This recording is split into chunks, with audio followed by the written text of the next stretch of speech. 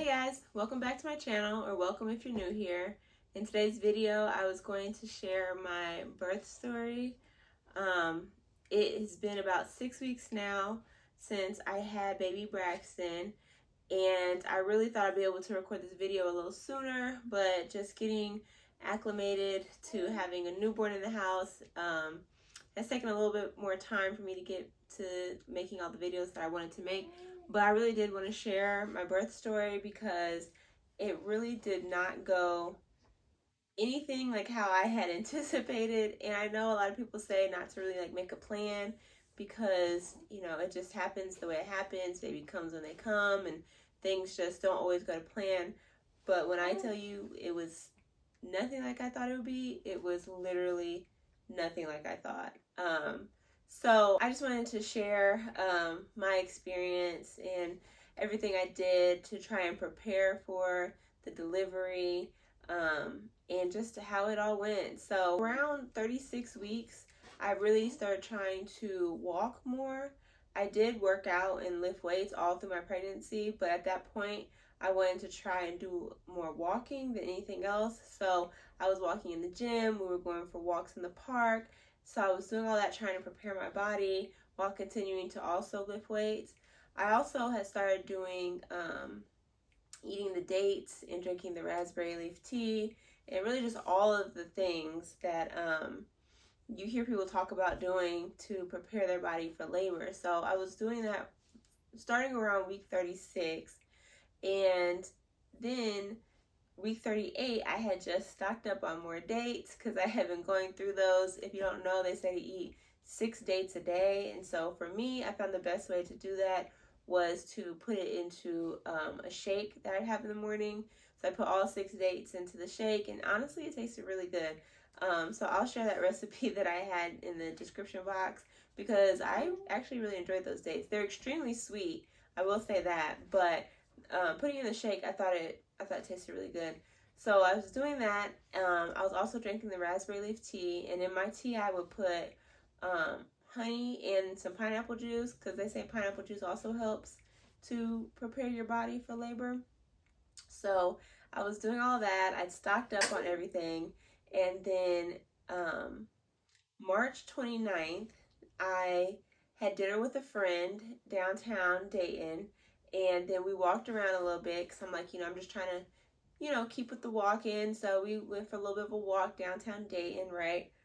And then March 30th, I met up with another friend for brunch, and, I was just trying to hang out with some people. At this point, I'm 38 weeks, so I'm thinking I've still got some time left, but I don't really know how I'm going to be feeling these last 2 weeks. If I'm going to feel like seeing people or if I just want to hunker down at home, right? So I was kind of seeing some friends and everything. March 31st, it was a Sunday, my boyfriend and I decided we're going to start preparing my car to put the car seat in. So we get up and go to a car wash to just give my car a real good clean out before we put the car seat in. And as we're driving over there, it's literally like 2 minutes from our house. As we're driving over there, I tell him, I said, I don't feel good at all. I'm just letting you know, like, I'm going to, help clean the car out, but I might be moving a little slow because I'm just not really feeling good. Well, that morning, I believe I lost my mucus plug. It didn't happen in the big clump like they say some people do, but I think it was a little more gradual. But I think I lost my mucus plug that morning. And then after that, I just started feeling a little nauseous and a little crampy and back aches. And so reading, I thought, okay, well, the next 24 to 48 hours, I'll probably be, starting to go into labor. And so I tell him that, and so we go clean out the car, we run a couple last minute errands, we get back home, and I just start going downhill. So I start throwing up. At this point, it's like early afternoon, and so I'm thinking, well, let me just try to eat something, lay down for a little bit. It's not getting any better. So I go to bed at like 5 o'clock in the evening, and I'm just still sick. I threw up again. So I call the nurses line and tell them everything. And they're like, okay, well, you should go into the hospital, if nothing else, just to get more fluid since you haven't been keeping anything down and you keep throwing up. So I was like, okay. So around 8:30, we leave the house, and I take my hospital bag, baby's hospital bag. I take a couple blankets and pillows, and my boyfriend's like, you're acting like we're not coming home. Like, I thought we are just going to get you some fluids or whatever, right? So I'm like, I don't know what's going to happen. Who knows? In my mind, I thought, well, worst case scenario, they'll just admit us into a room and, you know, jumpstart my labor, and I'll just be there until baby comes, right? So we're in triage, and they're giving me my fluids and everything, and I just start throwing up more again. I mean, they're just swapping out the throw up bags, and I mean, I just couldn't stop. I mean, it was just bad, right? And so then finally my stomach settles, and I'm just sitting there waiting, letting the fluids run through the IV. And the nurses keep coming in telling me, asking me to flip sides. You know, they've got the monitors on my stomach, one for his heartbeat and then one for contractions. And so they keep saying, well, can you flip sides? Because I think, you know, he's just being difficult. We're just going to move the monitor over this side. They'd come back maybe 5 minutes later. Can you flip this side? So I flipped sides maybe about 3 times. And the 4th time, I want to say it's the 4th time, they come in and they say, can you get on your hands and knees? Baby's just being difficult, and usually we can hear baby's heartbeat a little bit better with this. So I'm like, okay, whatever, you know, and I tell him, I'm like, well, I felt him moving today, you know, so he's probably just asleep, right? So I get on my hands and knees, and they're trying to place the monitor so they can hear his heartbeat. And then next thing you know, I hear a guy say, we need to get her to the OR now. And they just start pulling plugs. And so the doctor says, we need to get her to the OR now. And the nurses just start pulling cords, and they start running down the hallway with me on the hospital bed. And my boyfriend's running behind us. And me, I just close my eyes and start praying. I was so scared at that point. So I just start praying. When I open my eyes again, my boyfriend's gone. My belongings that I had on my bed are gone. Everything's just gone. And I'm in a sterile OR room, right? And it's like 10 people in there, although it felt like 100. And it's at that point when I get in the OR room that the doctor says to me that they keep losing baby's heart rate. And so they decided it's best to just get the baby out and make sure that he's okay. And of course I want baby to be okay, right? Of course I want to make sure that he's okay. So I want to do whatever we have to do to make sure he's okay. But it is absolutely terrifying at that point. The good thing at that time, when I got in there, they were able to get his heart rate, and it started to level out a little bit more. You gonna let mommy do her video?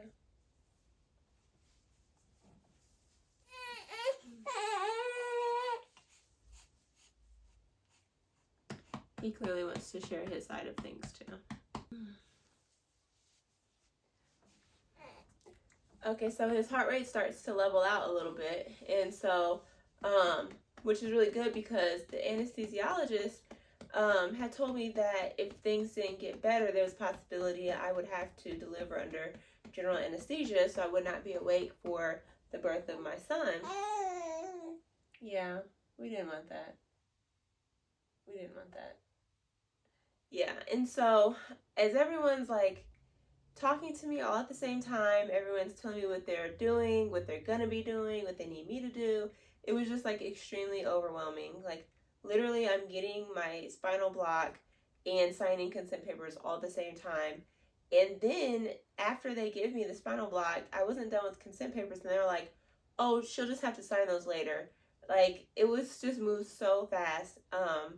But the anesthesiologist, she was amazing, and she really just was focused on me and making sure I was okay. And in the midst of all the chaos, she said to me, she was like, just focus on my voice and just listen to me, and I'll let you know what's going on and everything. And she did. She told me exactly what's going on, what I could expect for this C-section. And she even, like, because I was nervous, obviously, like, you know, they give you the spinal block, but I'm nervous that, like, it hasn't kicked in yet. Don't start cutting me before I'm fully numb, right? So she tells me they're going to do a tester, they'll make sure, they'll do this and that, and if you feel anything like this, and she pinched my arm, she's like, let us know and I'll give you some more medicine and everything. And so I did, and so she administered some more, so that was nice. But really, before my boyfriend got in there, she was just extremely helpful and comforting.